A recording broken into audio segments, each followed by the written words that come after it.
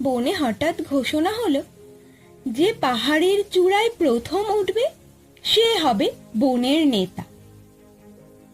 বাঘ, সিংহ, হাতি, বানর সবাই দৌড়ে ছুটল। পেছনে ছোট্ট একটা পিঁপড়েও চলল, কিন্তু কেউ তা লক্ষ্যই করল না। পথে পাথর, কাঁটা, কাদা, সবাই ধীরে ধীরে থেমে গেল। হাতি বলল, এ অসম্ভব, কিন্তু পিঁপড়ে থামল না। একে একে সব বাধা পেরিয়ে চুপচাপ উঠে গেল চূড়ায়। সবাই তাকিয়ে রইল অবাক হয়ে। সিংহ জিজ্ঞাসা করলো, তুই পারলি কিভাবে?